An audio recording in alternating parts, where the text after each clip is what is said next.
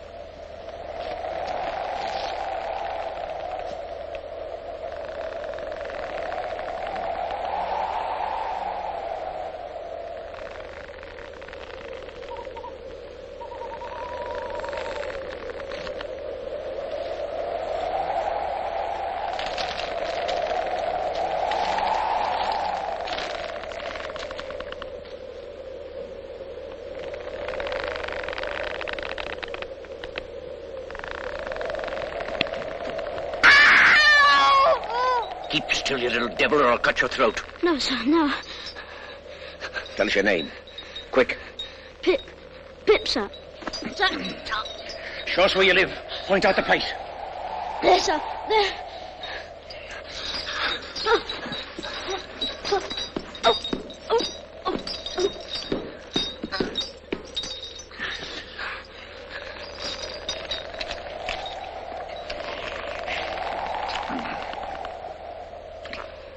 Now, where's your mother?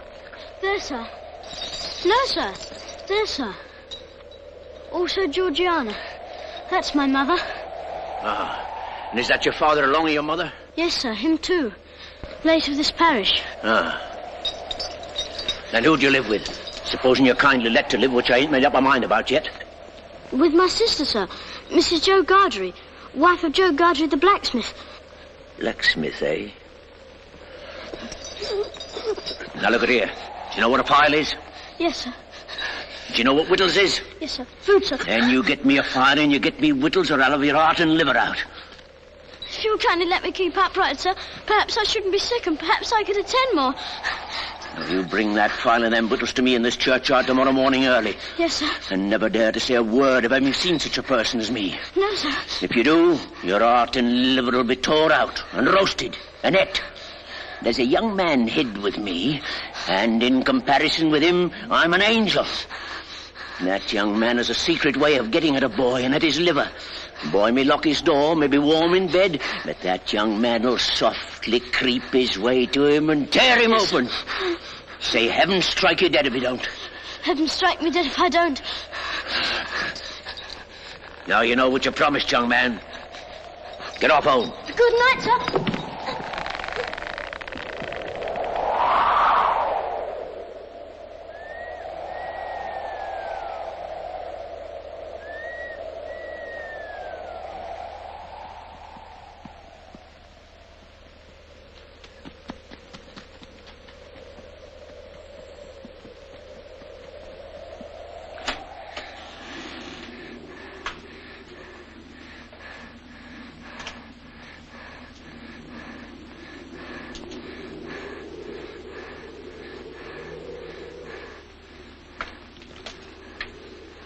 Hello, Joe. Mrs. Joe's been out a dozen times looking for you, Pip. She's out again now, making it a baker's dozen. She? And what's worse, she's got Tickler with her, Pip. She got up, she made a grab at Tickler, and she rampaged out, Pip. She rampaged out. She's a-coming. Get behind the door, old chap, and get the towel betwixt you. You young...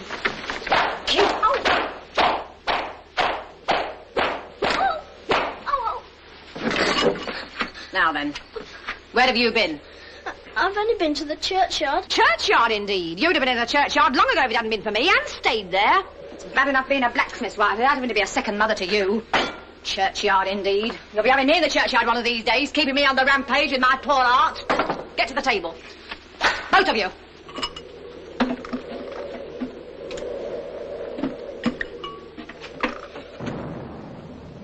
Listen.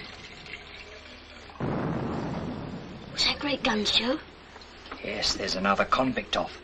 What does that mean? Oh, escaped. There was one escaped last night. They fired a warning of him. This must be a second one. Where does the firing come from? Drat the boy. Ask no questions. You'll be told no lies.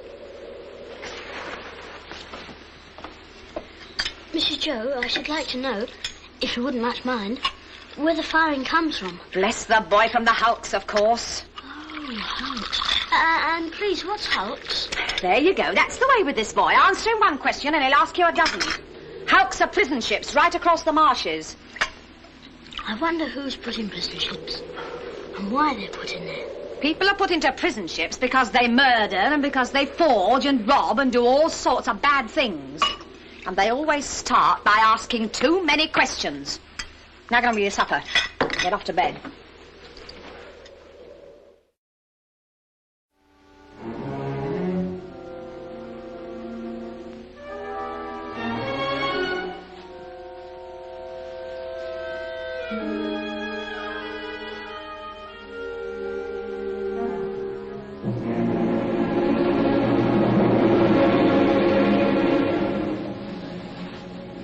He may be warm in bed.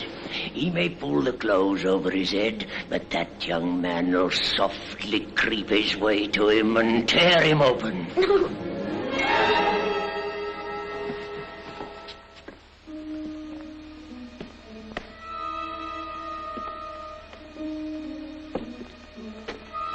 Wake up, Mrs. Joe.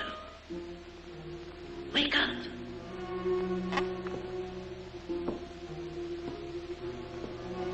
Mrs. Joe, wake up.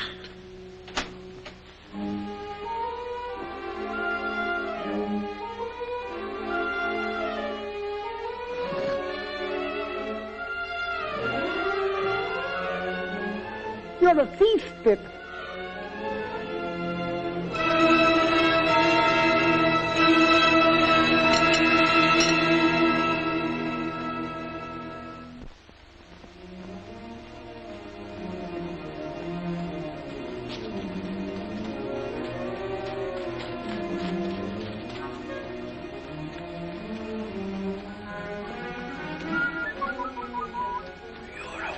Thief, Pip. You'll be sent to the hulks.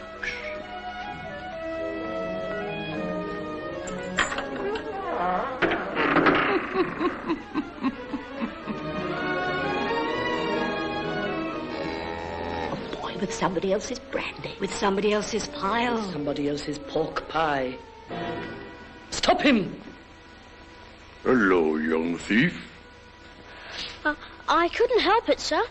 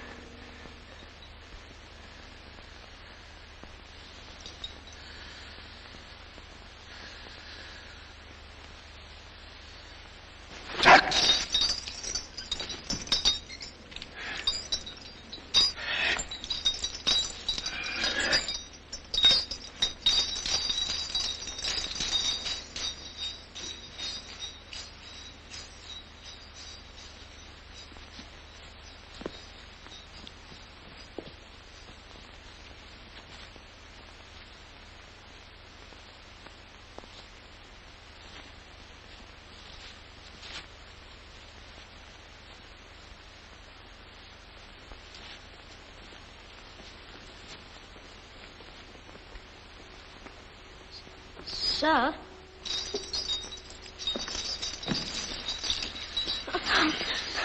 You brought no one with you? No, sir. Now give no one the word to follow you. No, sir.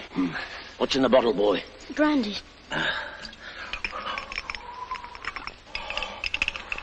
I think you've got the ague, sir. Oh, I'm much of your opinion, boy.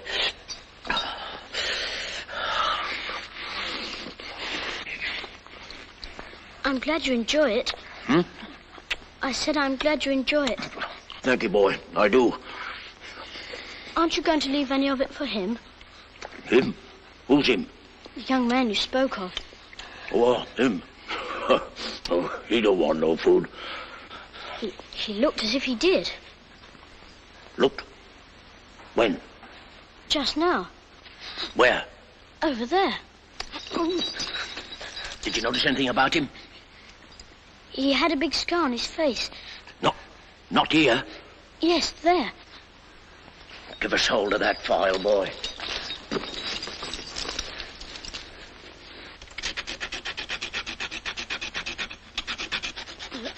If you're not wanting me, sir, we have company for dinner, and my sister will be up early. Thank you, boy, thank you. This boy ought to be truly grateful, ma'am, for the princely dinner you've set before him. Do you hear what Uncle Pumblechook says? Be grateful. Why is it the young are never grateful? Naturally vicious. Now, to finish with, I want you all to taste a delicious, delightful gift from Uncle Pumblechook. It's a pie. A savoury pork pie. A savoury pork pie? Let's have a cut of this pie, Mrs. Doe, and we'll try to do it justice. Clean plates, cold. I always say a bit of savoury pork pie will lay atop of anything you may care to mention and do no harm. What's the matter, boy? Nothing, sir. I should think not. Enjoying yourself with your elders and betters? Improving yourself with their conversation? Now then, son, where do you think you're off to? Oh, excuse me, ladies and gentlemen, but I'm on a chase in the name of the king. I want the blacksmith. And what might you want him for, pray? Mrs., speaking for myself, I should reply, for the honour and pleasure of his fine wife's acquaintance. Speaking for the king, I answer, a little job done. You see, blacksmith, we've had an accident with these, and as they're wanted for immediate service, will you throw your eye over them? Convicts, Sergeant? Aye, 2. Have you seen anything of them? Heavens preserve us, no. We haven't seen No. them. No. Well, we'll find them.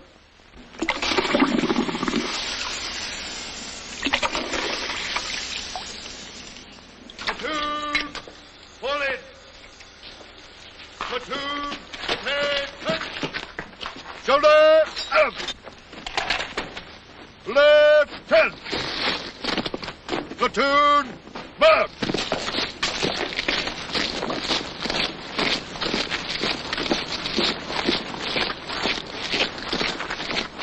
If that boy comes back here with his head blown to bits by a musket, don't look to me to put it together again.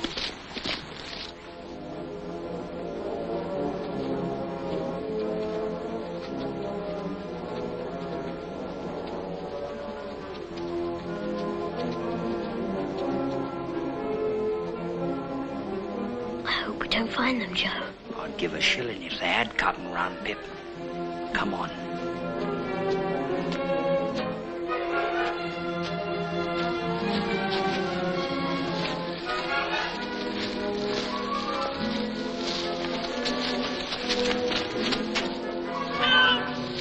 Convicts escaping! Come on! Help! This way! Help! Convicts escaping! This way! This way! Help!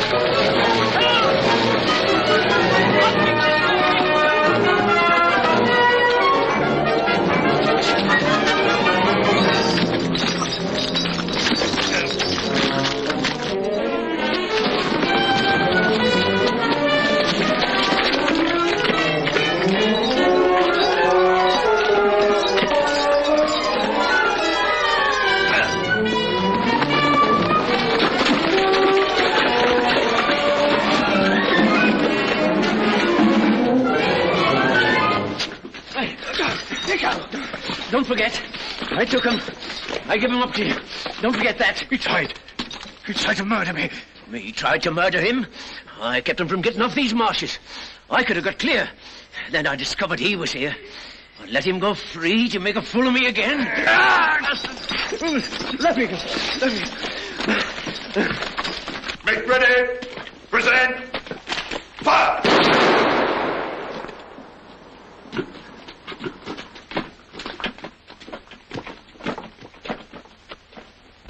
Hands.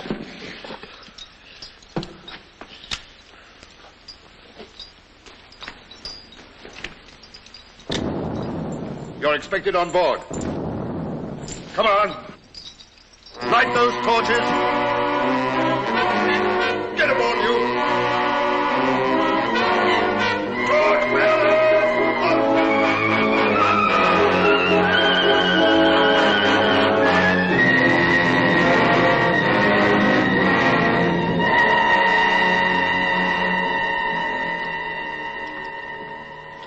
I wish to say something respecting this escape. It may prevent some persons laying under suspicion along me. What is it? I took some food from the blacksmith near the village, over yonder. It was a dram of liquor and a pie. You happen to have missed such an article as a pie, blacksmith? Well, my wife did the very moment you came in. Oh, so you're the blacksmith, are you? Then I'm sorry to say I've eat your pie. Oh, you're welcome to it as far as ever it were mine. We don't know what you've done, but we wouldn't have you starved to death for it, poor miserable fellow creature, would us, Pip? Give way, you. Cast off there.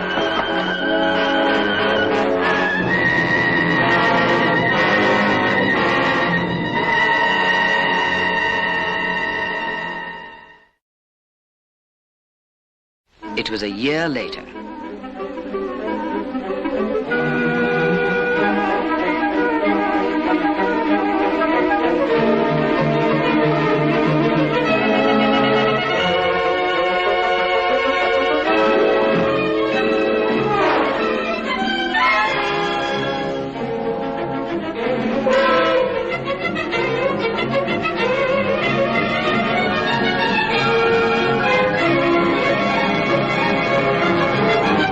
Now, if that boy ain't grateful this day, he never will be. But it's only to be hoped he won't be pampered. Not by Miss Havisham, ma'am.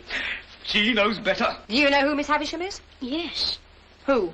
She's the strange lady in the large house. But she's mad, ain't she? She may be mad, but she's rich enough to make the boy's fortune. She wants him to go and play there. And he'd better play there, or else I'll work him. Well, wonder how she comes to know our Pip. Oh, Laura mussy me. Here I stand talking to me on moon calves, and Uncle Pumblechook waiting, and that boy grimed with dirt from the crown of his head to the soles of his feet. Oh.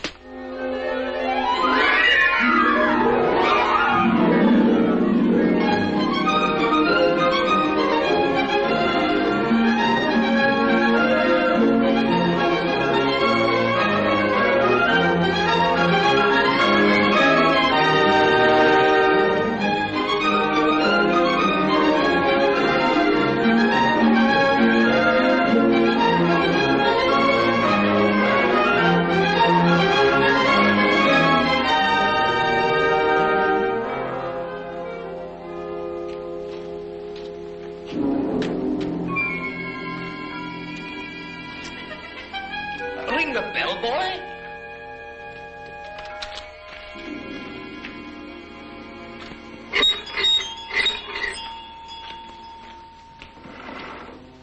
What name? Pumblechook. Quite right. Can you read the time, boy? Yes, sir. 3:15. Punctual to the minute. Let it be a lesson to you.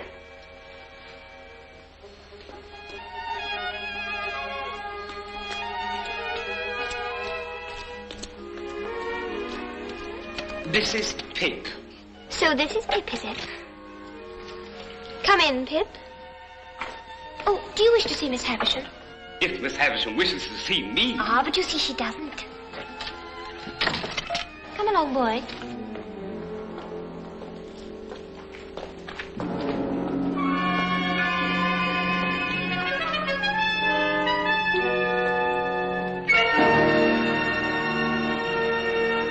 You're clock stopped, miss. It should say 3:15. Don't loiter, boy.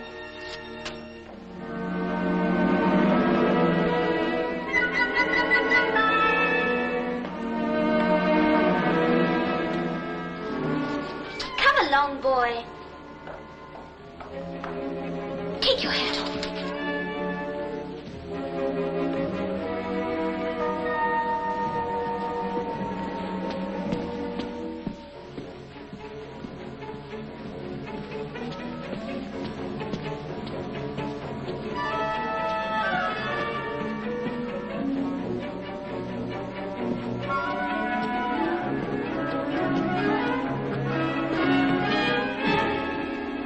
This door, boy. After you, miss. Don't be silly. I'm not going in.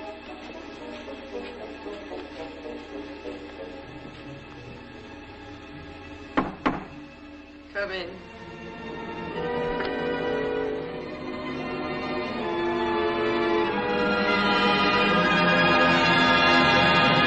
Who is it? Pip, ma'am. Pip. Mr. Pumblechook's boy. Come to play. Come nearer. Let me look at you.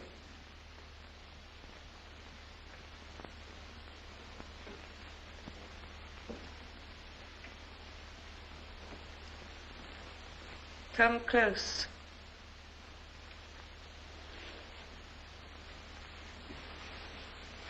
Look at me. You're not afraid of a woman who has never seen the sun since you were born. No. Do you know what I touch? Here. Your heart. Broken.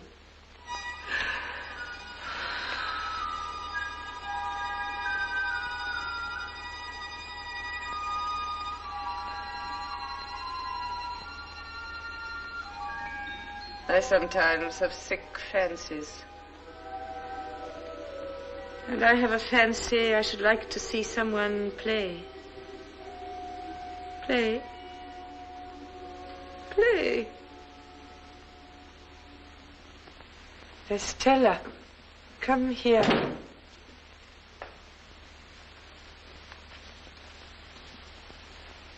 Your own, one day, my dear. And you will use it well.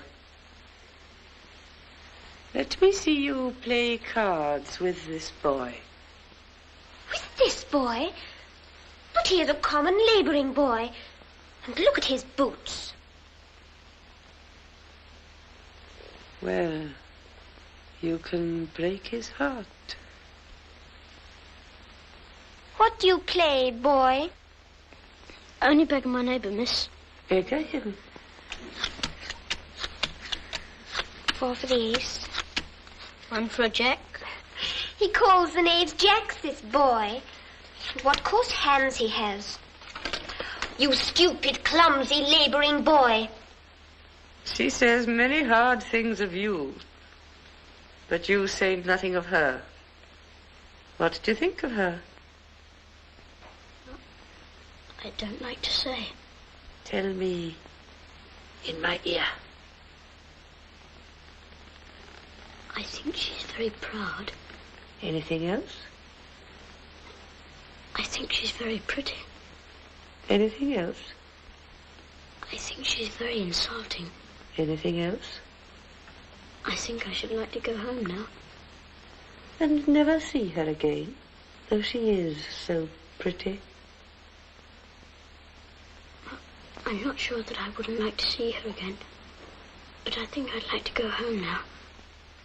You shall go home soon. Play the game out. Wait here, boy.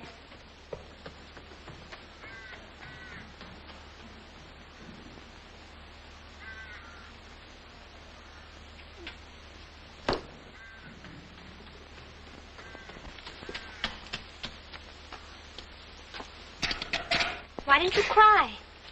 So I don't want to. You do. You've been crying, and you're near crying now. Long after I'd gone to bed that night, I thought of Estella. and how common she would consider Joe, a mere blacksmith. I thought how he and my sister were sitting in the kitchen, and how Miss Havisham and Estella never sat in a kitchen, but were far above the level of such common things. The following week,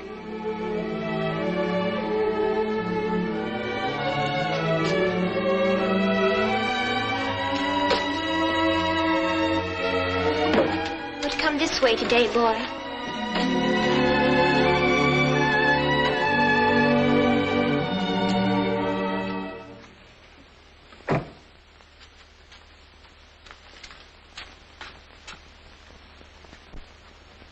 Well, I'm sure. What next? The idea. Well? Well, miss? Am I pretty? Yes, I think you're very pretty. Am I insulting? No, not so much so as you were last time. Not so much so. No. There, take that, you cross little monster. What do you think of me now? I shan't tell you. Because you're going to tell upstairs, is that it? No, it's not it. Why don't you cry again, you little wretch? I'll never cry for you again.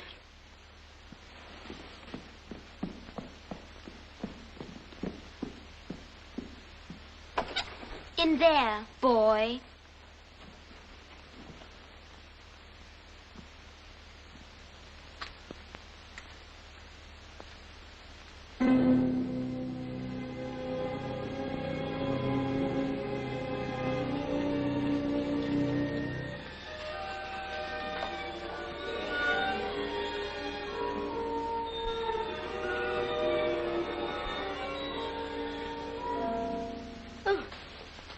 So the days have worn away, have they?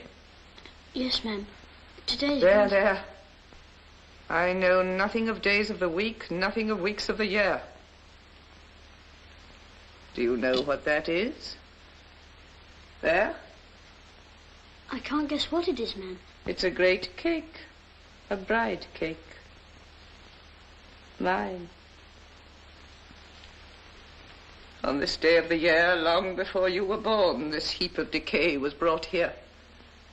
It and I have worn away together. Mice have gnawed at it. And sharper teeth than teeth of mice have gnawed at me. There. Walk me. Walk me, walk me.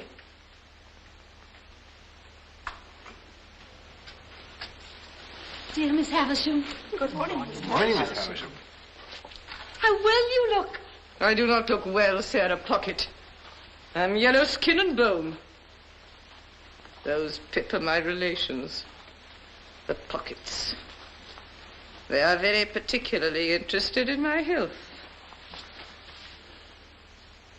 So once a year, on my birthday, I summon them to visit me. There. Pip, my dear, run into the garden and play. Estella will tell you when to come back. Yes, ma'am.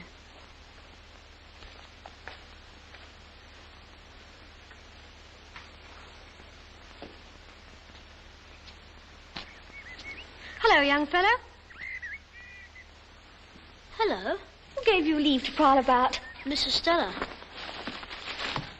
Come on, fight. Oh, stop a minute there. I ought to give you a reason for fighting, too.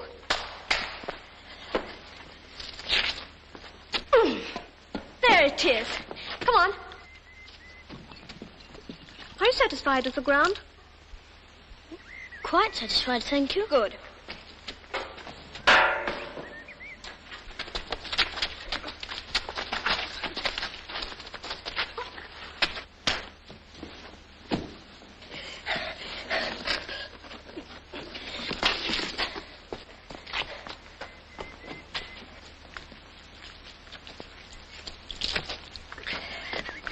Ready?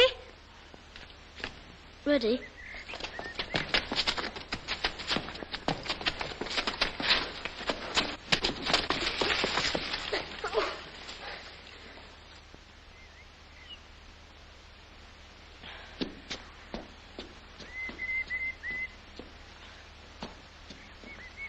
means you've won.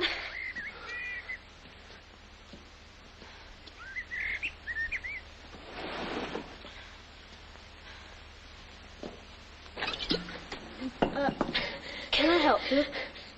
No, thank you. I'm quite all right. Good afternoon, then. Same to you. Boy! Boy!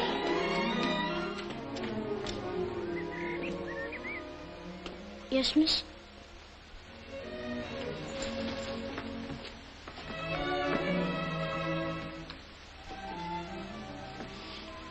You may kiss me if you like. Now you ought to go home.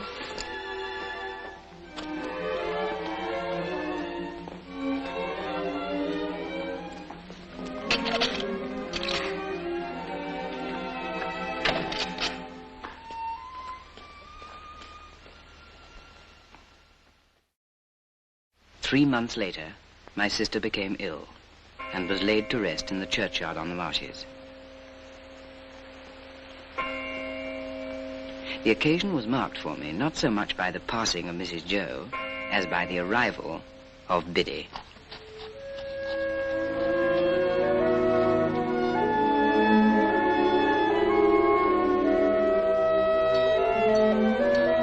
Very soon she became a trusted friend to both of us and a blessing to the household.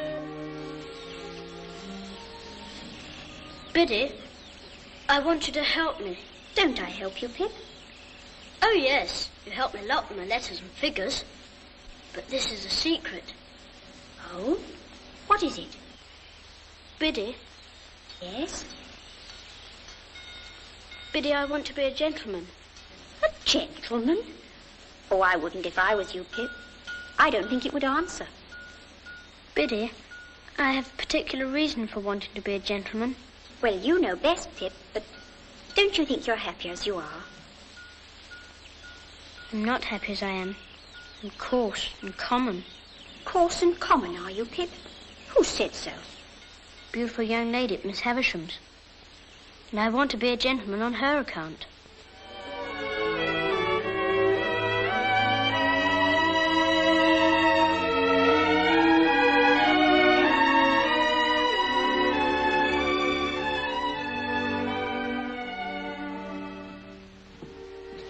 Whom have we here?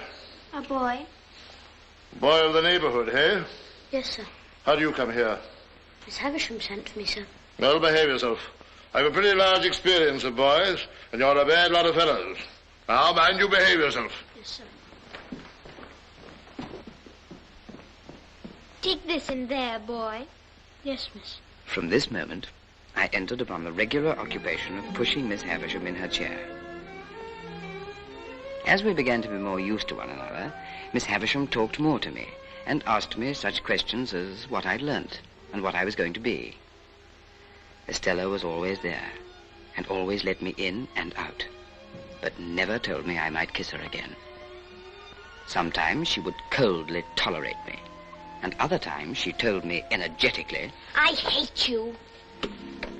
My admiration of her knew no bounds, and scarce a night went by without my falling asleep with the image of her pretty face before my eyes. One day,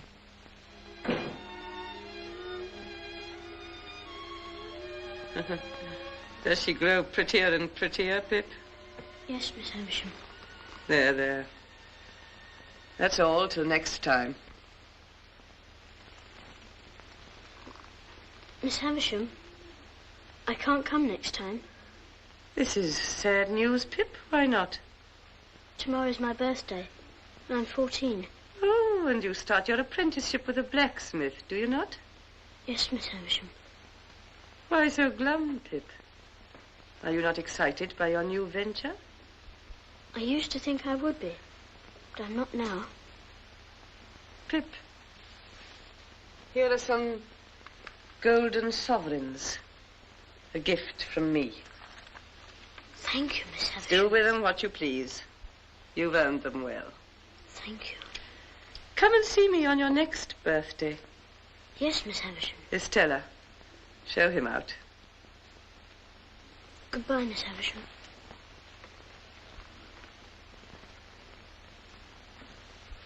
Goodbye, Pip.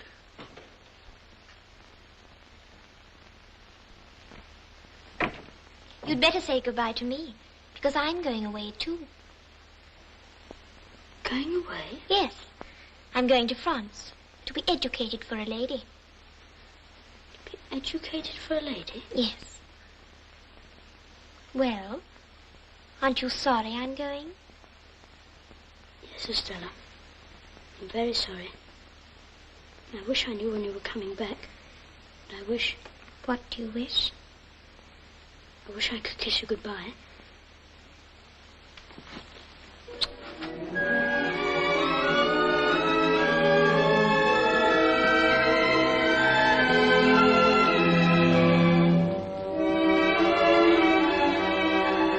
My boyhood had ended, and my life as a blacksmith began. It was in the 6th year of my apprenticeship, and it was a Friday night.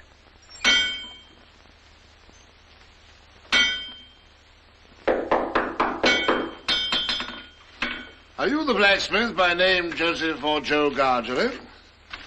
Yes, sir. Have you an apprentice commonly known as Pip? Is he here? I'm Pip, sir. Ah. So you are Pip? Yes, sir. My name is Jaggers. I'm a lawyer in London. I wish to have a private conference with you two. We'd better go into the house. Now, Joseph Gargery. I am the bearer of an offer to relieve you of this young fellow, your apprentice. You would not object to cancel his apprenticeship for his own good, at his own request? You would want nothing for so doing? Heaven forbid I should want anything for not standing in Pip's way. Very well, then. I come now to this young fellow. And my communication to him is that he has great expectations. I am instructed to communicate to him that he will come into a handsome property. Further, that it is the desire of the present possessor of that property that he shall be immediately removed from his present sphere of life and from this place and be brought up as befits a young gentleman of great expectations. Now, Mr. Pip, you are to understand first that it is at the request of the person from whom I take my instructions that you always bear the name of Pip. If you have any objection, now is the time to mention it. I have no objection. I should think not, indeed. Secondly, Mr. Pip, you are to understand that the name of the person who is your liberal benefactor is to remain a profound secret until that person chooses to reveal it. If you have any suspicion whom that person might be, keep that suspicion within your own breast. If you have any objection, now is the time to mention it. Speak out. I have no objection. And now, Mr. Pip, kindly consider me your guardian. Thank you, sir. Oh, I tell you at once, I'm well paid for my services, otherwise I shouldn't render them. I have arranged for you to go to London in a week's time. You will need some new clothes. They should not be working clothes. 20 guineas. Well, Joseph Gargery, you look dumbfounded. I am. Then good night, Mr. Gargery.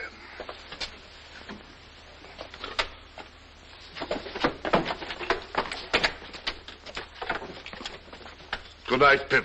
Good night, sir.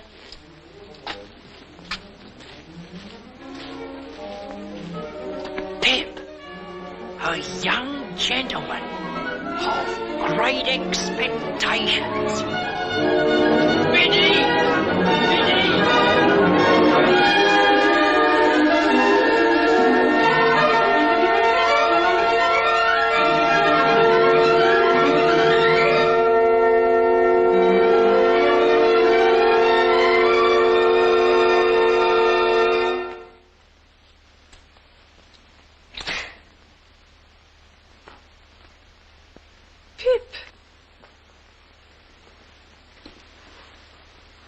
This is a very gay figure, Pip.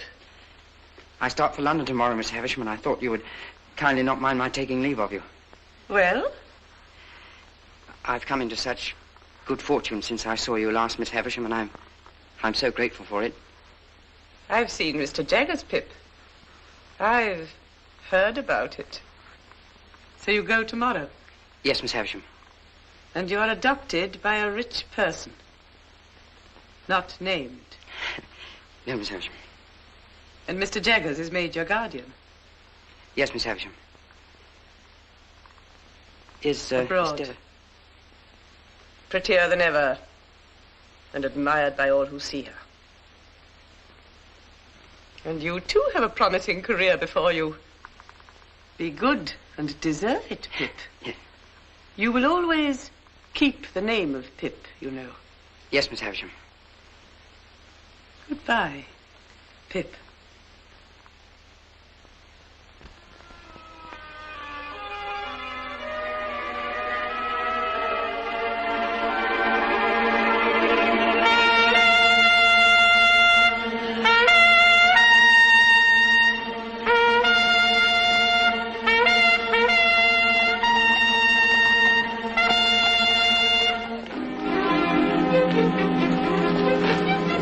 Well,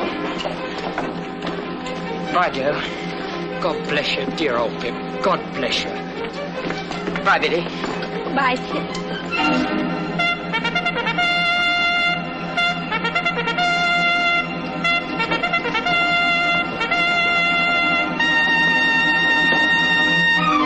One day I'll come and see you in London, Pip. And then, what larks, eh? Goodbye, Joe. Goodbye, Pip. Goodbye, big old chap.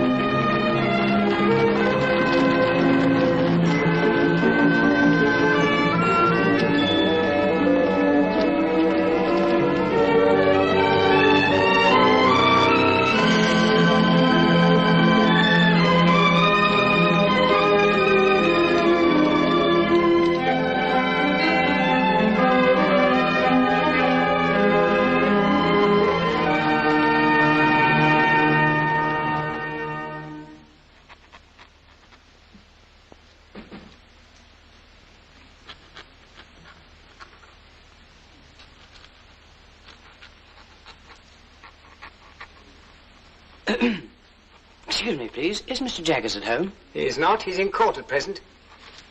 Am I addressing Mr. Pip?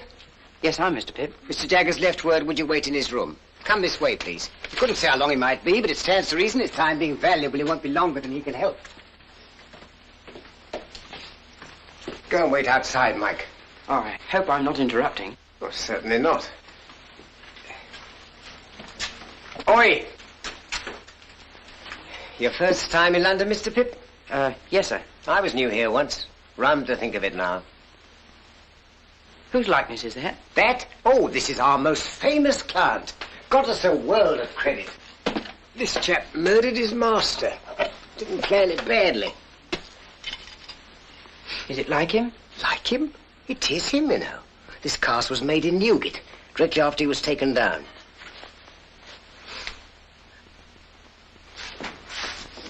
Oh, your man comes on this afternoon. Have you got the witness? Yes, Mr. Jaggers. Wait here. Mr. Pip's here. Good. Ah, so you've arrived safely, Mr. Pip. Good morning. Good morning, Mr. Jaggers. Now, we can soon settle you. Wemmick, Mr. Pip's file. Wemmick here will conduct you to a Mr. Herbert Pocket's rooms in Barnard's Inn, where you will live. Oh, sit down, Mr. Pip, sit down. Mr. Pocket will be able to give you a good lead as to the places in London with which you shall become acquainted. I take it that is agreeable? Yes, Mr. Jaggers. Next, money. Your allowance will be £250 per annum. which means that you will draw from Wemmick here the sum of £62, 10 shillings per quarter. A very handsome sum of money, too, I think. You consider it so? How could I do otherwise? But answer the question. Undoubtedly, Mr. Jaggers. Good. Get out!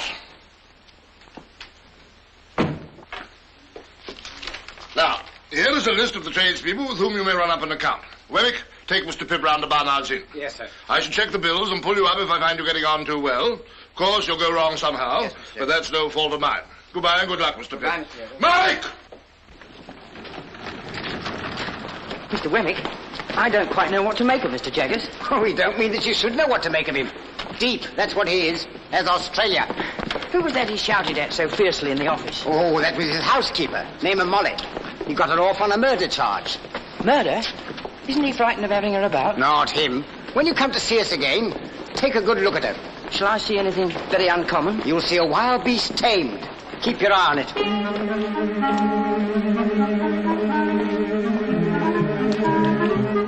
Here we are. Mr. Pocket's on the first floor. You don't want me anymore? No, thank you, Mr. Wemmick. As I keep the cash, we shall most likely meet pretty often. Oh, well, very glad, I'm sure, to make your acquaintance. Good day. Good day, sir.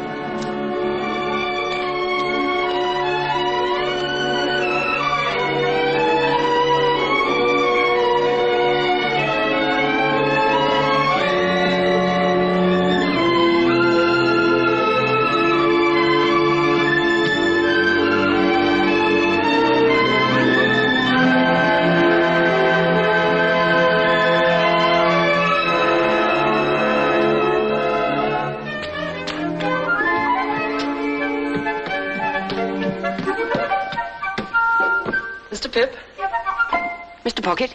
Oh, dear me, I'm extremely sorry. But the fact is, I've been out on your account, for I thought, coming from the country, you might like a little fruit. And I went to Covent Garden Market to get it good. Well, thank you. It's very nice of you. Can I take the parcels? It sticks, you know. Pray come in. Now, this is the sitting room. Rather musty, but Barnard's is musty. I'm afraid I'm rather bare here. Now, that's my little bedroom. And this is your room. Come in. Oh, it's very nice. The furniture's specially hired for the occasion. Oh, I hope that... Dear me, I beg your pardon. You're holding the fruit all this time. I feel quite ashamed. You'll be very quiet here, and we shall be alone together. But I dare say we shan't fight. Fight? Fight? I knew I'd seen you somewhere before. You're the pale young gentleman from Miss Havisham's. Bless me, and you are the prowling boy. The idea of it's being you. Well, the idea of it's being you. I hope you've forgiven me for having knocked you about so. Oh, of course. You hadn't come into your good fortune at that time, had you? No. I was rather on the lookout for a good fortune then. Indeed? If Miss Havisham had taken a liking to me, I suppose I should have been provided for. Perhaps even I should have been engaged to Estella. But I didn't care much for it. She's a tartar. Who? Miss Havisham? I don't say no to that, but I meant Estella. You know she was adopted and brought up by Miss Havisham to wreak revenge on all the male sex. Wreak revenge on all the male sex? What revenge? Heavens, Mr. Pip, I thought you knew. No. Dear me, it's quite a story and should be saved till dinner time. Shall I take your stick? Oh, thank you. And your hat. Oh.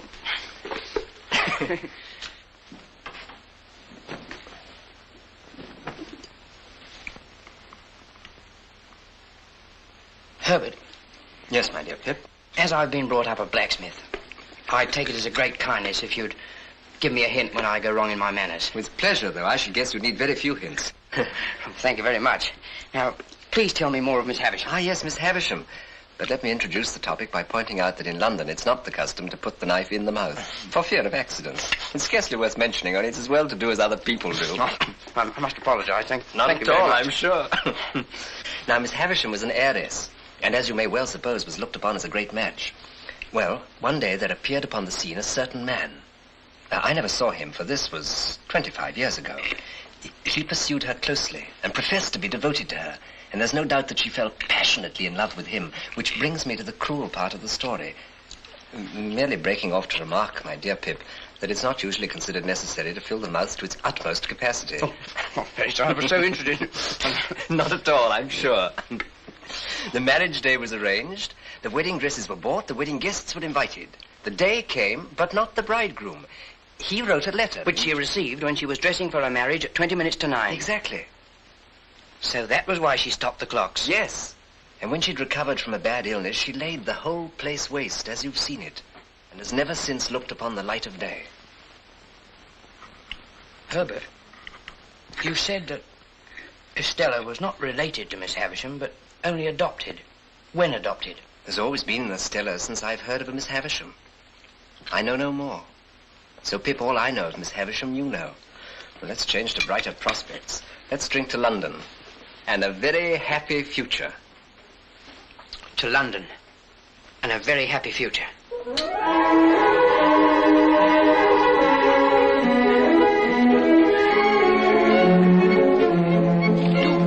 3, 4. Now all together, Mr. Pip. That's right. That's better. Much better. Enjoy yourself.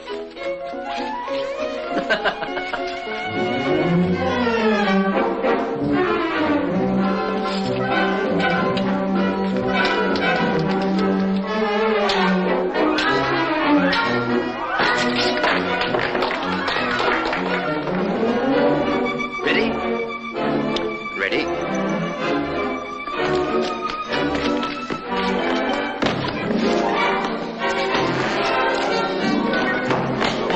Forgive me, Herbert. Carry on, Pip, carry on. And so, if I could buy some new furniture and perhaps one or two other little things, I think I could be quite at home at Barnard's Inn. Do it. I knew you'd get on. How much do you want? £20? Wemmick!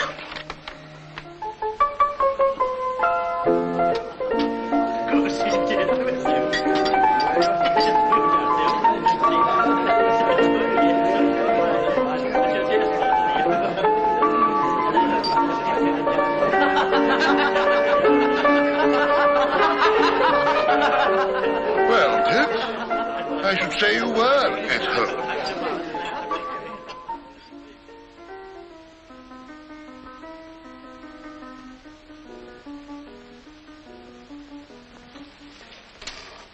Herbert, Yes, we've done very badly. very badly. Thank heaven for my birthday.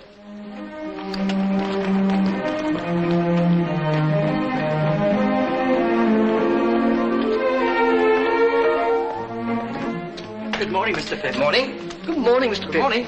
Congratulations, Mr. Pip. Thank you, Mr. Wemmick. Come in. Mr. Pip, sir. Come in. 21, eh, Pip? I must call you Mr. Pip today. Congratulations, Mr. Pip. Thank you, Mr. Jaggers. Sit down.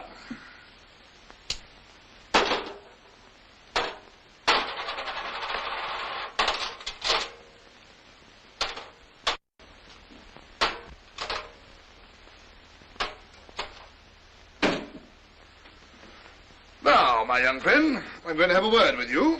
If you please, sir. What do you suppose you are living at the rate of?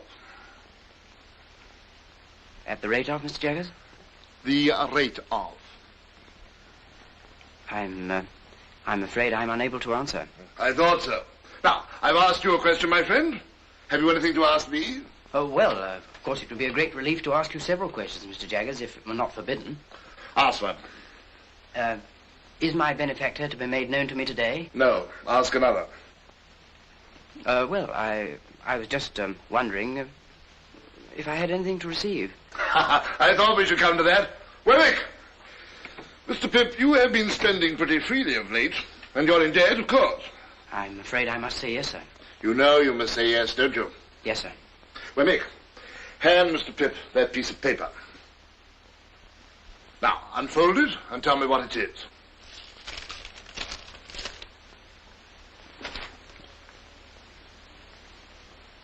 This is a banknote for £500. That is a banknote for £500. And at the rate of that handsome sum of money per annum, and at no higher rate, you are to live until your benefactor appears.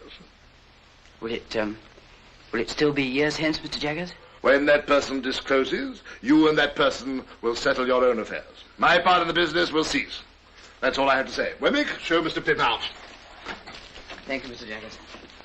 My dear Mr. Pip, Mr. Gargery is going to London and will be glad if you are agreeable to be allowed to see you. He will call Tuesday morning at 9 o'clock. We talk of you in the kitchen every night and wonder what you are saying and doing. No more, dear Mr. Pip, from your ever obliged and affectionate servant, Biddy. As I watched Joe that Tuesday morning, dressed grotesquely in a new suit, let me confess that if I could have kept him away by paying money, I certainly would have paid money. In trying to become a gentleman, I had succeeded in becoming a snob.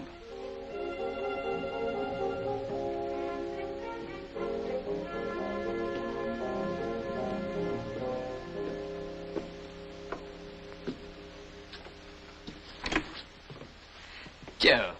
How are you, Joe? Pip. How are you, Pip? Come in, Joe.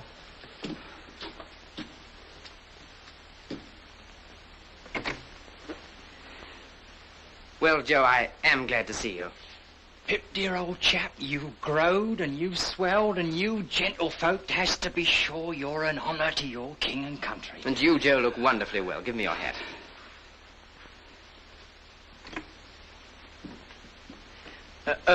Herbert, this is Mr. Joe Gargery. Joe, Mr. Herbert Pocket. How do you do, Mr. Gargery? Your servant, sir. Won't you sit down? Thank you kindly, sir.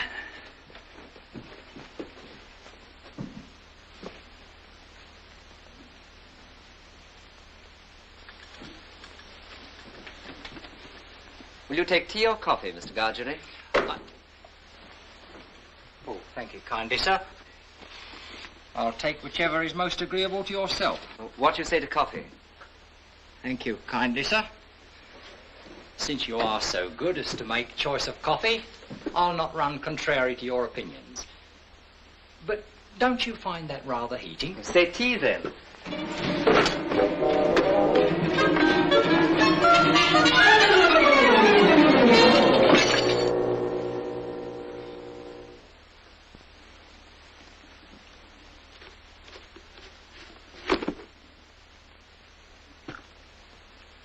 Pip, if Mr. Gargery will excuse me, I will go down to the porter's lodge to fetch the morning's letters. Thank you kindly, sir. Us two being now alone, sir. Joe, how can you call me sir? Us two being now alone, Pip, I will mention what have led to me having the present honour. Miss Havisham have recently sent for me. Miss Havisham, Joe? Would you tell Mr. Pip, she said, that I wish to see him at once, for I have something most particular to disclose to him. I see. Well, I have now concluded, sir, and Pip, I wish you ever well and ever prospering to a greater and greater height. But you're not going now, Joe. Yes, I am. Well, you'll be coming back to dinner. Oh, no, Pip, old chap. You and me is not two figures to be together in London. I'm wrong in these clothes, Pip. I'm wrong out of the forge and out of the kitchen off the marshes. But, Joe... You won't find half so much fault with me if you think of me as Joe the blacksmith.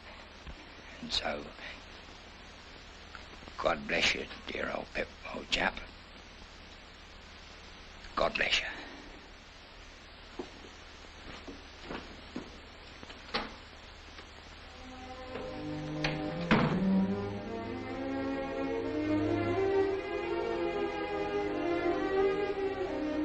All that day, Joe's simple dignity filled me with reproach.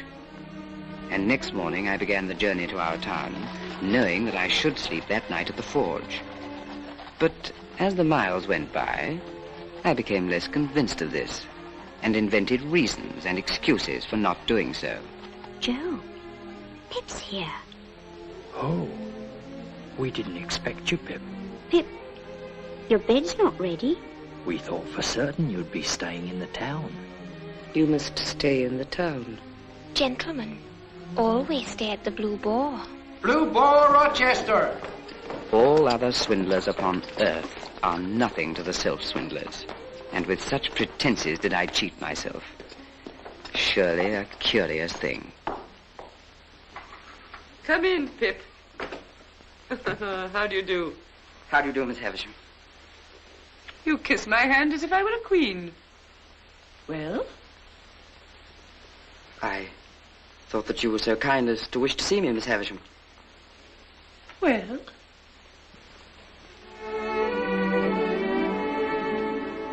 Estella.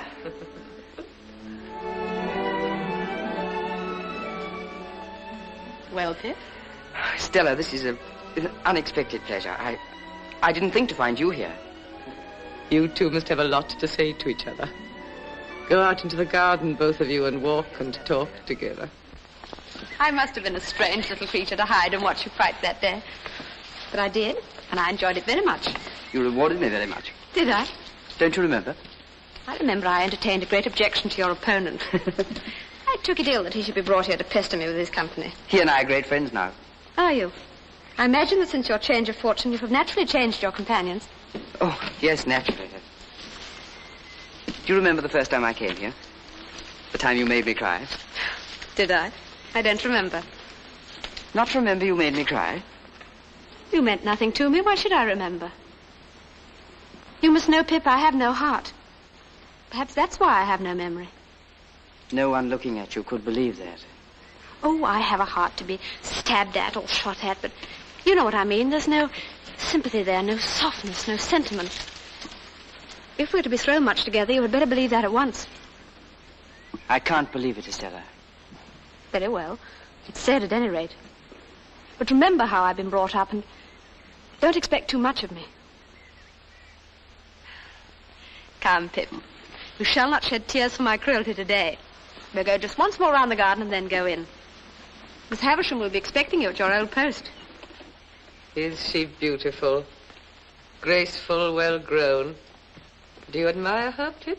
Everyone must who sees her, Miss Havisham. She is going to London soon, and you shall meet her there. I shall be the happiest man in London, Miss Havisham. Love her. If she favors you, love her. If she tears your heart to pieces, love her. I adopted her to be loved. I developed her into... as punctual as ever, Jaggers. As punctual as ever.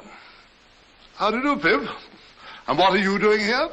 Miss Havisham wished me to see Estella, Mr. Jaggers. Ah, a fine young lady. Shall I give you a ride, Miss Havisham? Once round. A very fine young lady, Pip.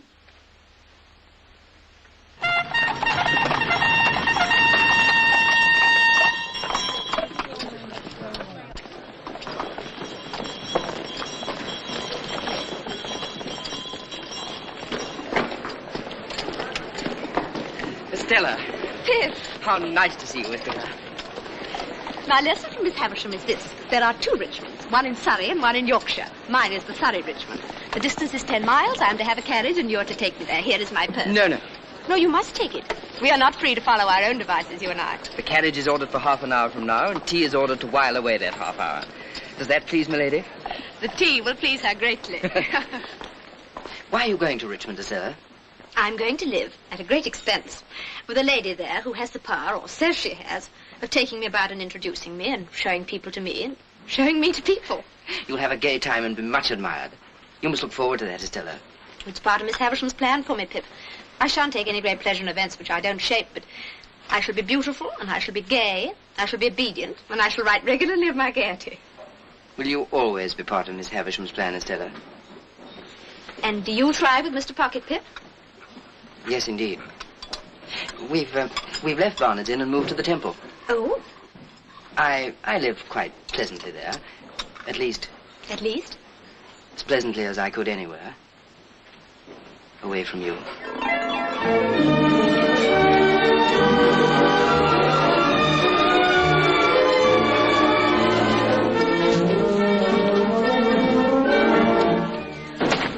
All through that summer, I saw a great deal of Estella, and I was very happy. Until I realized, somewhat uncomfortably, that she had many admirers. It was not until the winter that fate threw her in the way of Bentley Drummle.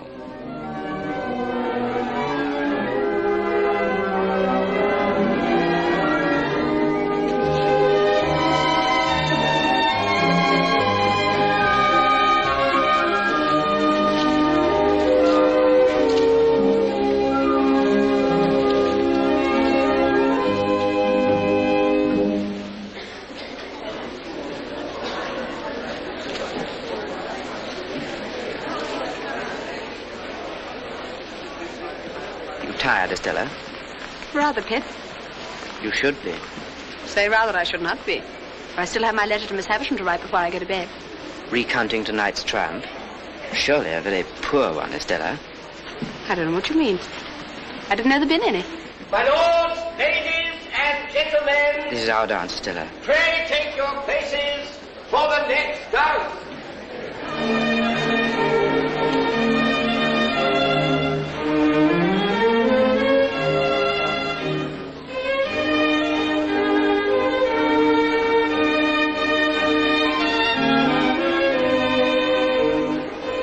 Estella, look at Drummle. He never takes his eyes off you. Why should I look at him? Is there anything in Drummle I need to look at? That's what I want to ask you. He's been hovering about you for weeks. Moths and all sorts of ugly creatures hover about a lighted candle. Can the candle help it? My lords, ladies, and gentlemen, pray take your partners for the Spanish polka.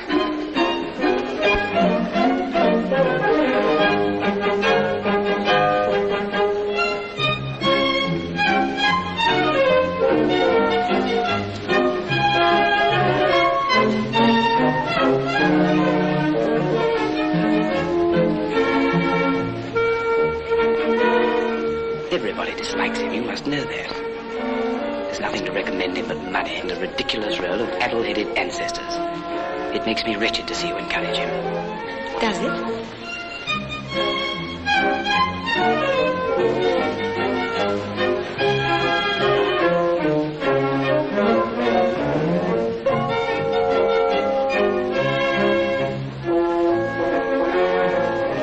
You give him looks and smiles such as you never give to me. Do you want me then to deceive and entrap you? Do you deceive and entrap him, Estella? Yes, and many others. All of them but you.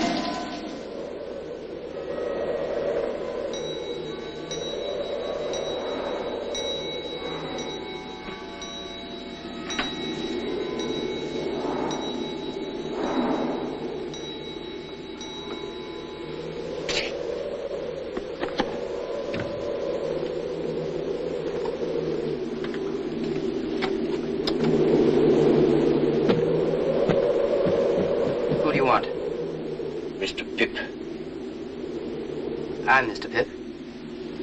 What's your business? My business?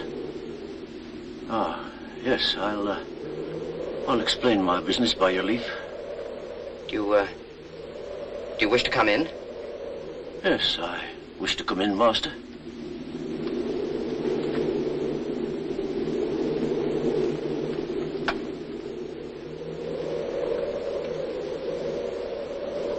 Now perhaps you will explain your visit.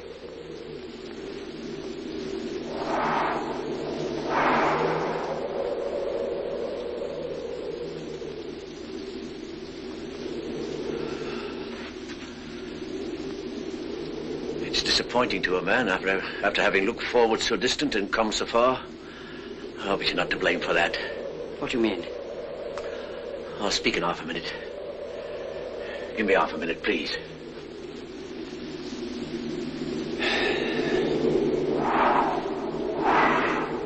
There's no one nigh, is there? Why do you ask that question?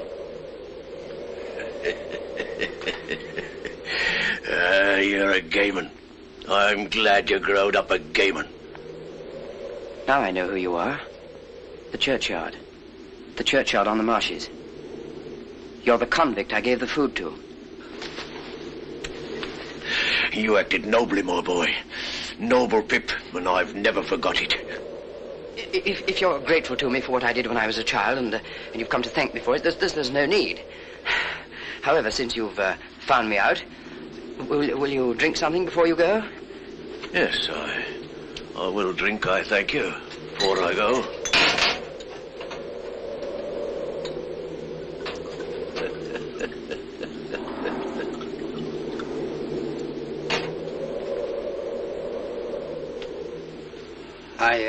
I hope you won't think that I spoke harshly to you just now. I had no intention of doing it, and I'm very sorry for it if I did.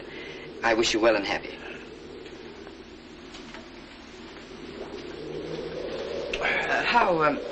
How have you been living?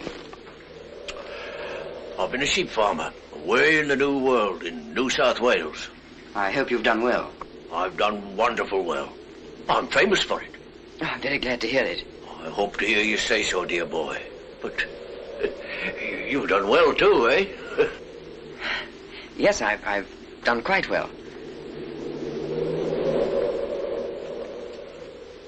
May I make so bold as to ask how you've done well since you and me was out in those lone, shivering marshes? How? Oh. Yes, I've been chosen to succeed to some property. Might I be a varmint ask what property? I don't know. Might I be a varmint ask whose property? I don't know. Could I make a guess, I wonder, at your income since you come of age? As to the first figure now. 5?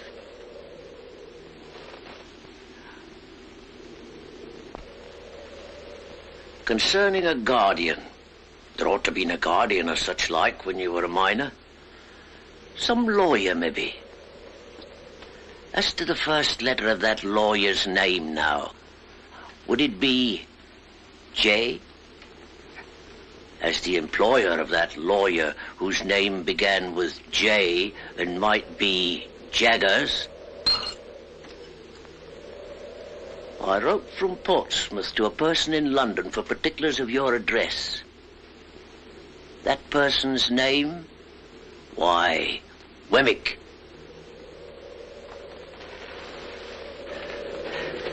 Yes, Bib, dear boy, I made a gentleman of you. It was me who had done it. I swore that time that as sure as I earned a guinea, that guinea would go to you. And that there hunted dog which you kept life in got his head so high that he made a gentleman. And Pip, you're him. Why, I'm your second father, Pip, and you're my son. And how good-looking you've growed. There's a pair of bright eyes somewhere, eh? Isn't there a pair of bright eyes what you love the thoughts of? They shall be yourn, dear boy, if money can buy 'em. But didn't you never think it might be me? No, never. Well, you see, it was me. And single-handed. Never a soul in it but me own self and Mr. Jaggers. Was there no one else? No, who else should there be? Well, where are you going to put me, dear boy? Put? Oh, to sleep. Who's that? Don't be alarmed. It's Mr. Pocket, who shares these rooms with me. Phew. What a night. Hello. Herbert, something very strange has happened. This is a visitor of mine. Take it in your right hand. Say, strike me dead on the spot if I split in any way, whatever. Strike me dead on the spot if I split in any way whatever. Kiss it. Do as he says, Herbert.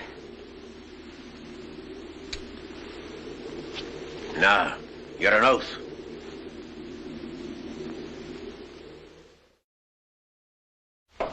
Come in. You can go now, Molly. Now, Pip, be careful. I will, sir. Don't commit yourself. Don't commit anyone. You understand me? Anyone. Mr. Jaggers, Don't tell me anything. I don't want to know anything. I'm not curious. I merely want to assure myself that what I've been told is true. Did you say told or informed? Told would seem to imply verbal communication. You can't have verbal communication with a man in New South Wales, you know. I will say informed, sir. Good. I've been informed by a person named Abel Magwitch that he is the benefactor so long unknown to me. That is the man in New South Wales. And only he. And only he. I'm not so unreasonable, sir, as to hold you at all responsible for my mistakes and wrong conclusions. But I always supposed that it was Miss Havisham. As you say, Pip, I am not at all responsible for that. Yet it looked so like it, sir. Not a particle of evidence, Pip. Take nothing on its looks, take everything on evidence. There is no better rule. Well, I have nothing more to say. I think you should know that I communicated with Abel Magwitch in New South Wales and reminded him that if ever he should present himself in this country, it would be an act of felony, rendering himself liable to the extreme penalty of the law. Take a look out of that window, Pip.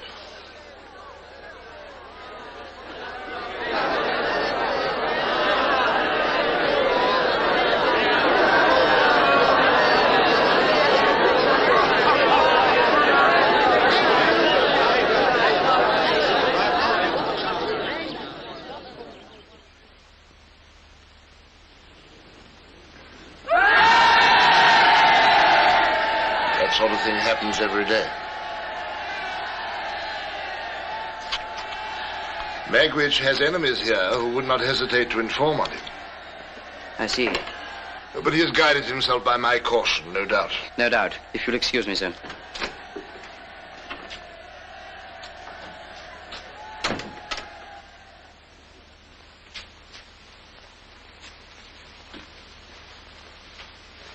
There's no other alternative. He must be got out of the country, and I shall have to go with him. Why must you go with him? He's risked everything on my account. I can do no less than stand by him now. What will you say to Estella? I'm at a loss to know what to say to her. She'd never understand about him. But I must see her before I go.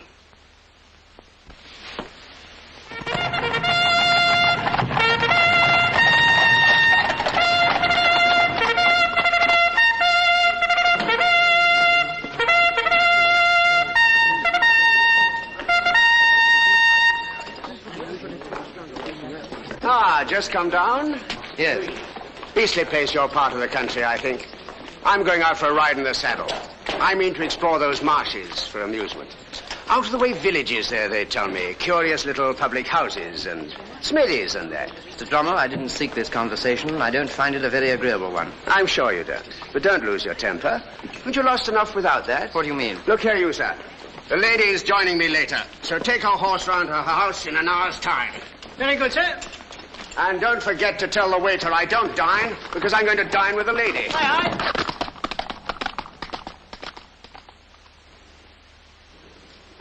aye. Come in. What wind blows you here, Pip?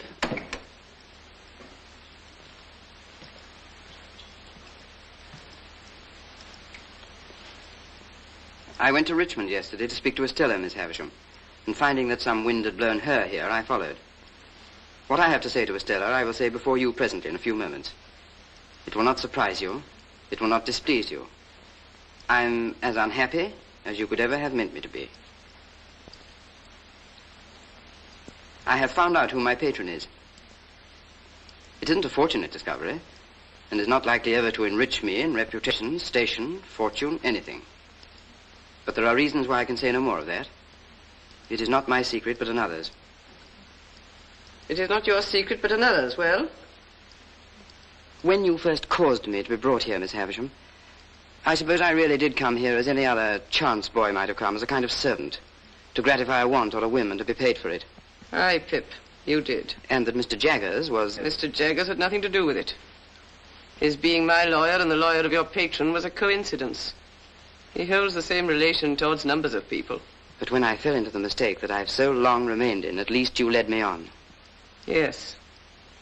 I let you go on. Was that kind? Who am I? For heaven's sake, that I should be kind. Well, what else?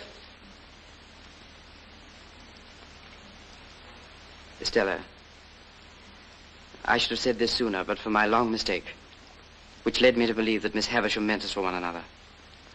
And I felt that I couldn't tell you of my real feelings while you were not free to choose for yourself. But now I have to go away. And I must say it before I go. I love you, Estella. I've loved you ever since I first saw you in this house. Pip, I tried to warn you not to love me. But you wouldn't be warned, for you thought I didn't mean it. Isn't it true that Bentley Drummel is in town here and pursuing you? Quite true. that you encourage him and ride out with him, and that he dines with you this very day. Quite true. How can you fling yourself at such a man? Should I rather fling myself at you, Pip, who would sense at once that I bring nothing to you? But you cannot love him, Estella. What have I always told you? Do you still think, in spite of it, that I don't mean what I say? Estella, you would never marry him. Why not tell you the truth? I am going to be married to him.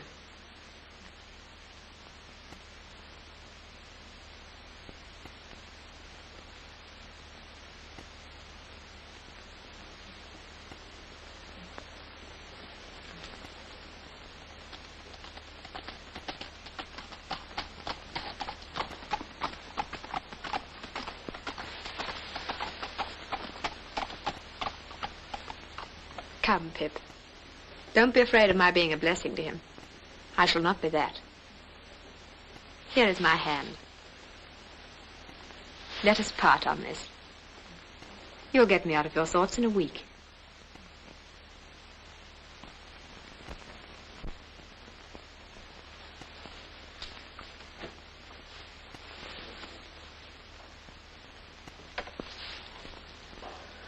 What have I done? What have I done?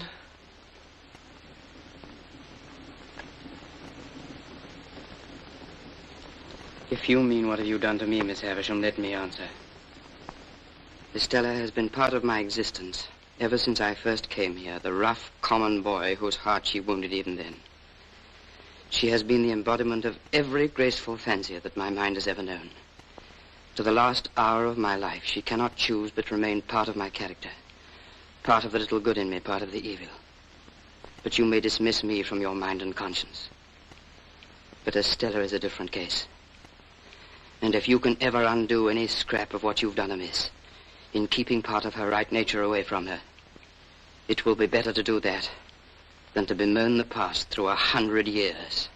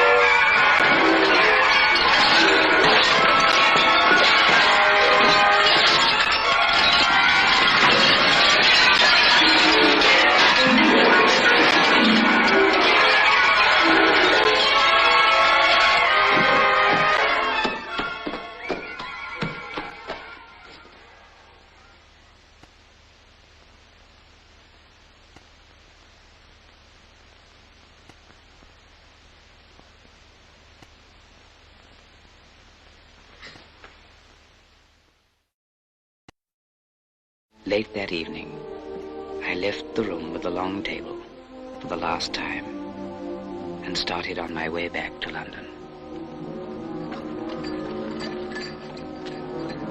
Ah, Mr. Pip, I believe. Good morning, sir. Good morning, Dick. I have a note for you, sir. The messenger who brought it said it's urgent.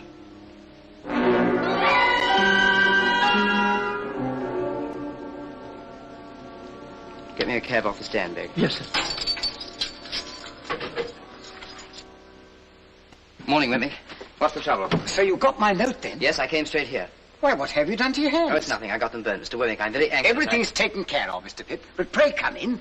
You don't object to an aged parent, I hope? Oh, no, no. I should be delighted. This is Mr. Pip, Aged P. Oh. And I wish you could hear his name. Oh.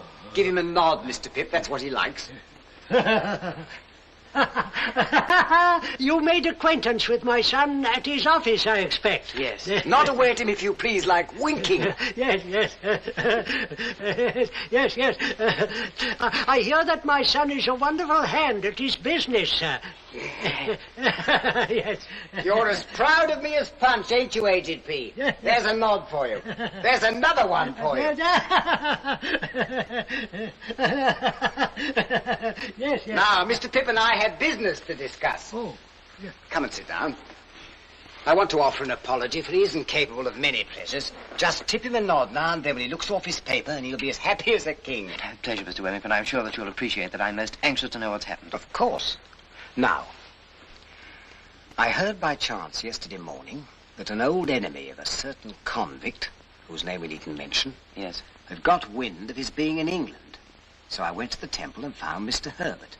And I told him that if he was aware of any such person, whose name we needn't mention, being about your chambers, that he'd better get him out of the way.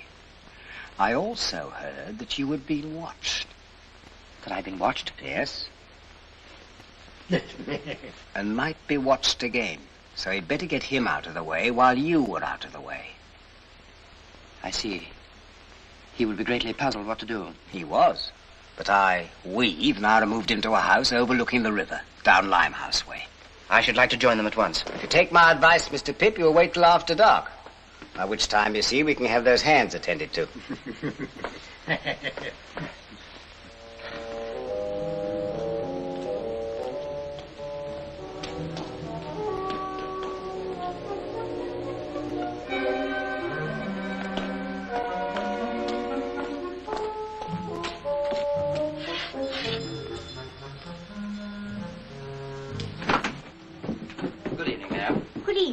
Thank you, Mrs. Wimple, and you can send up our supper, if you will. Very good, sir. How is it? All's well.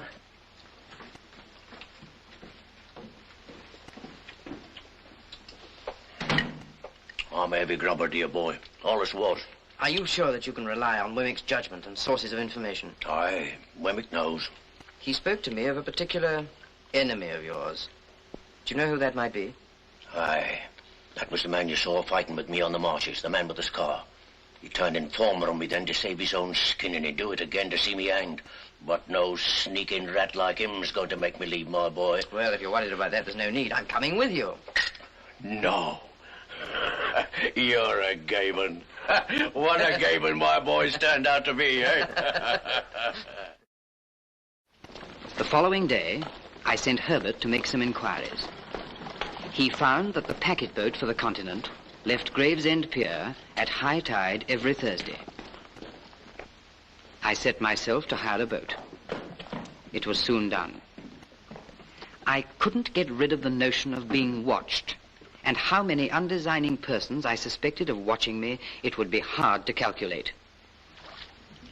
I began to go out as for training and practice, sometimes alone, sometimes with Herbert. We were out in all weathers, and became, as was our intention, familiar figures on the river. My burns were still very painful.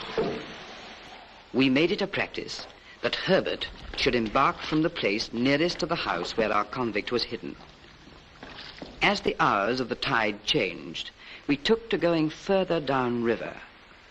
There, on the marshes, we found a lone public house, where we decided to stay on the night of our escape. And from a nearby buoy, we timed the passing of the packet boat.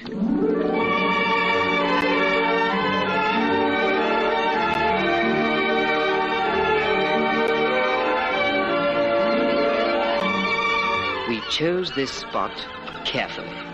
It was just above the point where the steamer picked up the river pilot. The river pilot. Our river pilot. One day, Herbert bought 2 steamship tickets, and our plans were set.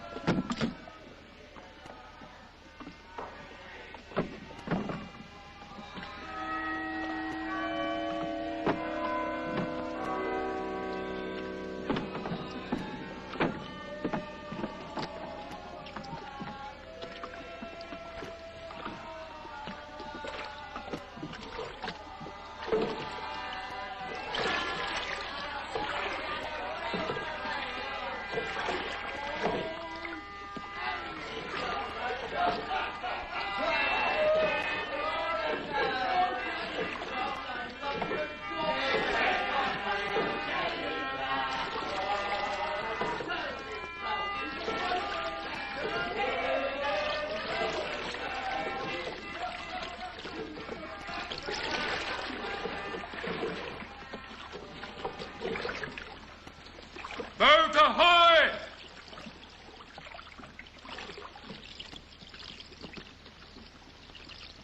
Ahoy there!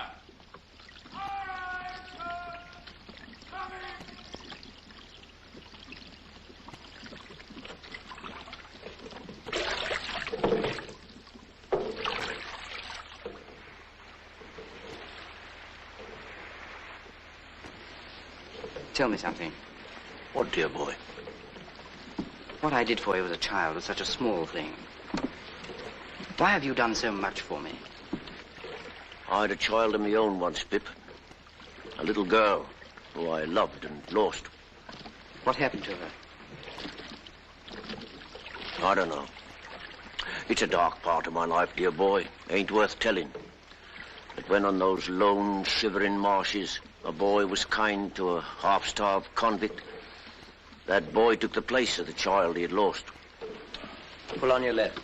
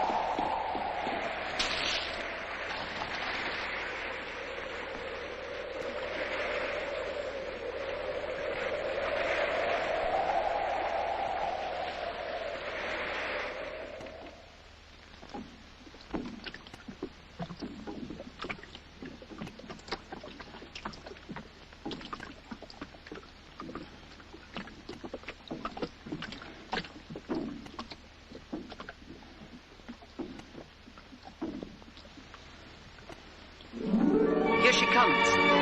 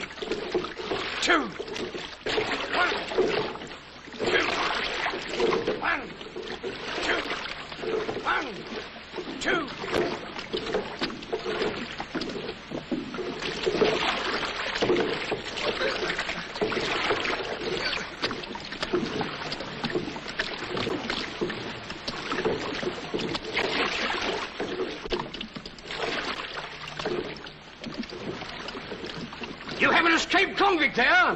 That's the man in the stern. I call upon him to surrender and you to assist.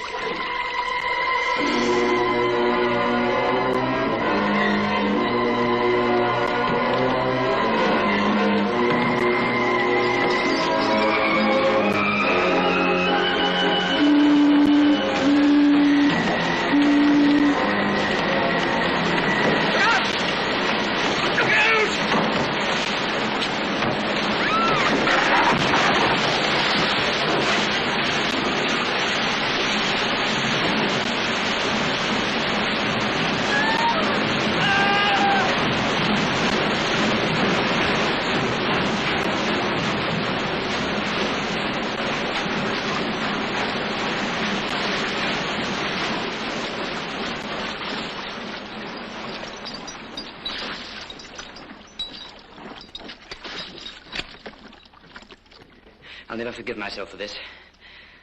I'm all right, dear boy. I'm content to have seen my boy and to take my chance. Jaggers will help us. He'll get you off all right. Prisoners at the bar. It is now my duty to pronounce the sentence demanded by the law.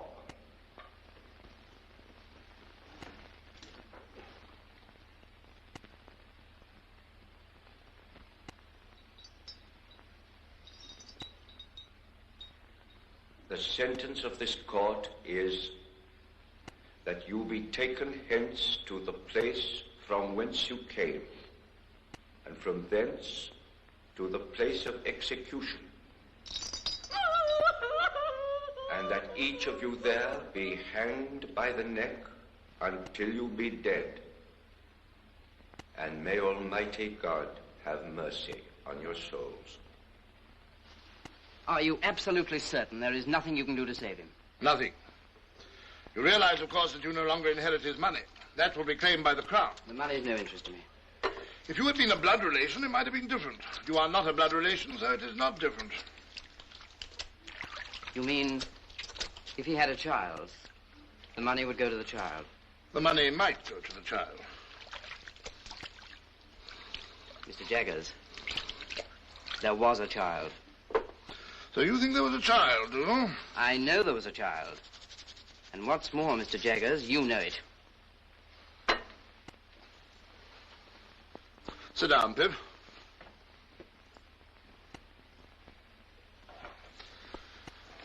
I'm going to put a case to you, Pip, but I admit nothing. I understand. You admit nothing. Put the case that a woman is charged with murder. Put the case that this woman has a child whose father is a convict. I understand you perfectly. But that I make no admissions. But that you make no admissions. Now, Pip, put the case that this woman's legal advisor knows an eccentric and very rich lady who is anxious to adopt a little girl. Do you understand, Pip? I understand. But I can hardly believe. Ring that bell, Mr. Pip.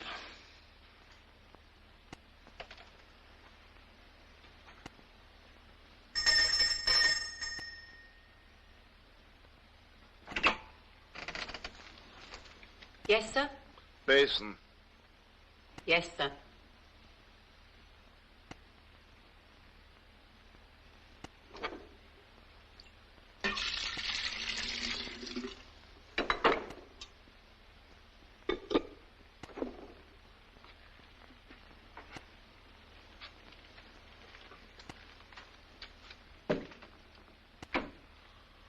Well, Pip? If I'm in my right mind, and that woman is Estella's mother, this legal advisor you mention will have a lot to answer for. Now, Pip, put the case that this legal advisor has often seen children tried at the criminal bar. Put the case that he has known them to be habitually imprisoned, whipped, neglected, cast out, qualified in all ways for the hangman, and growing up to be hanged. Put the case that here was one pretty little child out of the heap that could be saved. Put that last case to yourself very carefully, Pip. I do, Mr. Jaggers. Did he do right? He did right. Good. Does Estella know? You mean, does the little girl know? Yes. No, she does not know. She must never be told. As to that, she has a claim to her father's property. The legal advisor must use his own judgment. Her father's condition is considerably worse. He has been moved to the prison infirmary.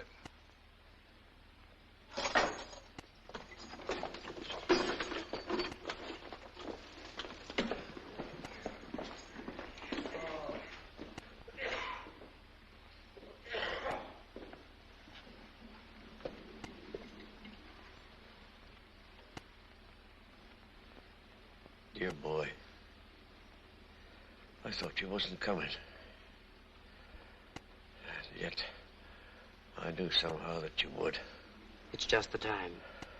I waited at the gate so as not to lose a moment of it. God bless you. You've never deserted me. And what's best of all is, you've been more comfortable along with me since I was under a dark cloud than when the sun shone. That's best of all. Are you in pain? I don't complain of none, dear boy. You never do complain.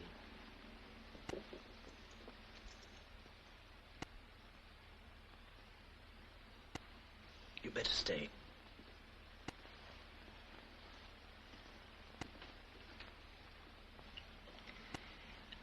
I have something to tell you. Can you understand what I say?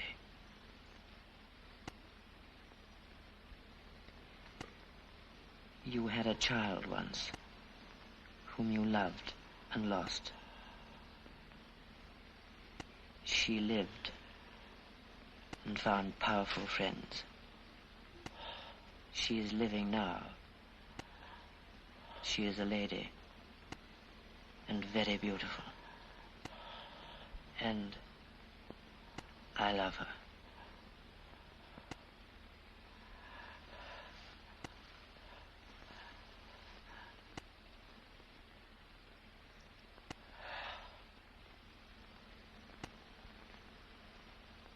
Oh, Lord, be merciful to him, a sinner.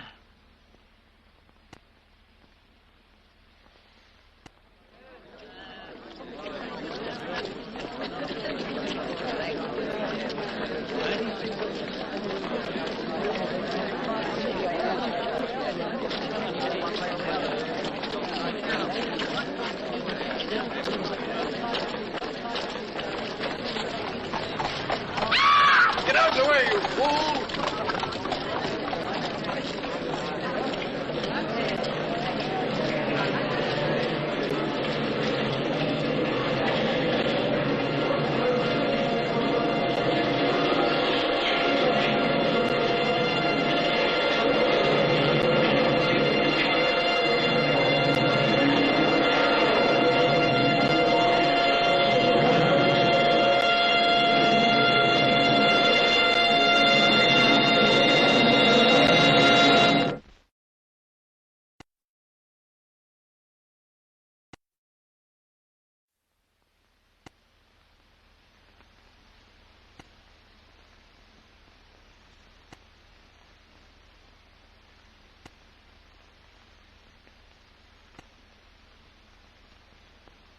Is it, Joe?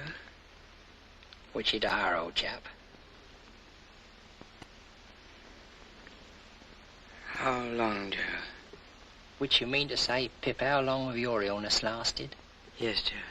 Well, it's the end of April, Pip. Tomorrow's the 1st of May. Dear Joe, have you been here all the time?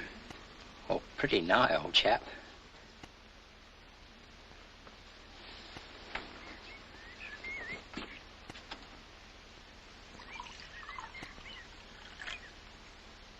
Joe, where am I?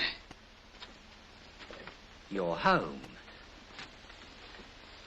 I brought you home, dear old Pip, old chap. Oh, Joe, you break my heart. Please don't be so good to me. Now, look here, old chap. Ever the best of friends. You'll soon be well enough to go out again. And then, oh, what larks!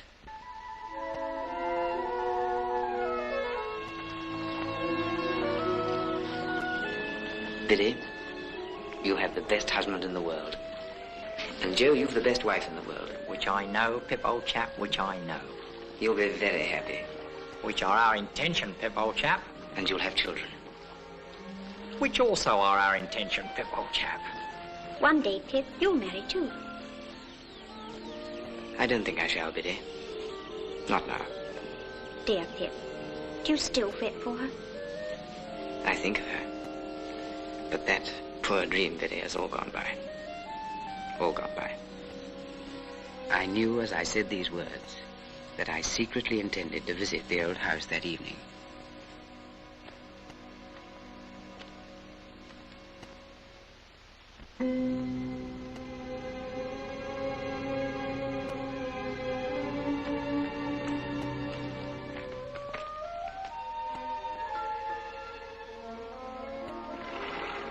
What name? Tumblechook. Quite right.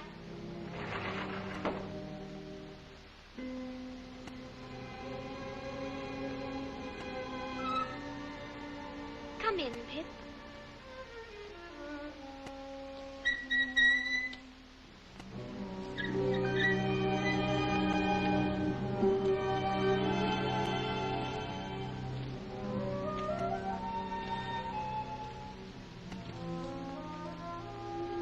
I know nothing of days of the week, nothing of weeks of the year.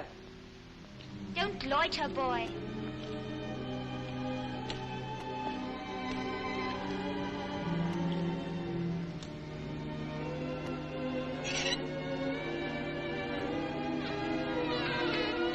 Come along, boy. Take your hat off.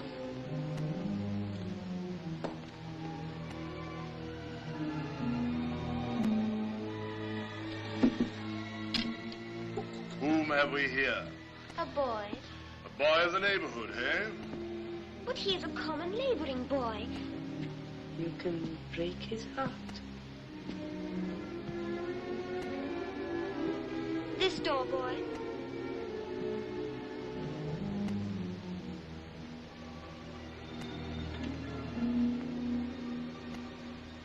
Pip. Stella.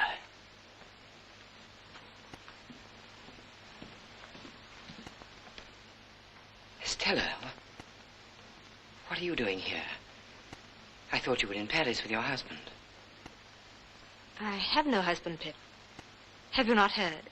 I've been ill, Stella. I've heard nothing. When Mr. Jaggers disclosed to Bentley Drummle my true parentage, he no longer wished to have me for a wife. Well, Pip, why don't you laugh? You've every right to. I've no wish to laugh, Stella. I'm truly sorry. You've no need to pity me. It has simplified my life. There's now no need to sell the house. It is mine, and I shall live here. I shall like it here, Pip. Away from the world and all its complications.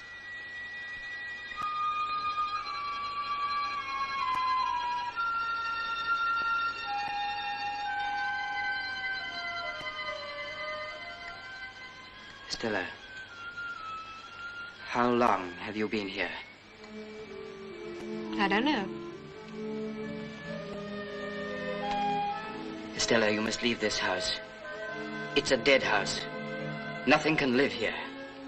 Leave it, Stella, I beg of you. What do you mean? This is the house where I grew up. It's part of me. It's my home. It's Miss Havisham's home. But she's gone, Estella, gone from this house, from you, from both of us. She is not gone. She is still here with me in this house, in this very room. Then I defy her. I have come back, Miss Havisham. I have come back to let in the sunlight.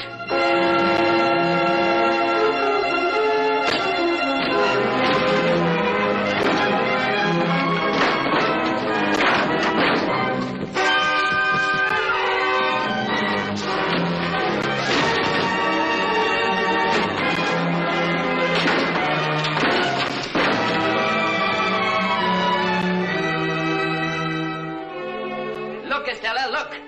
Nothing but dust and decay.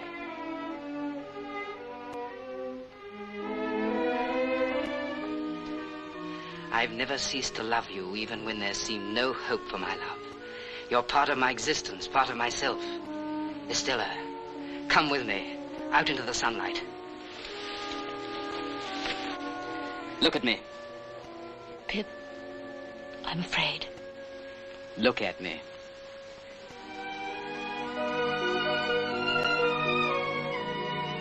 We belong to each other. Let's start again.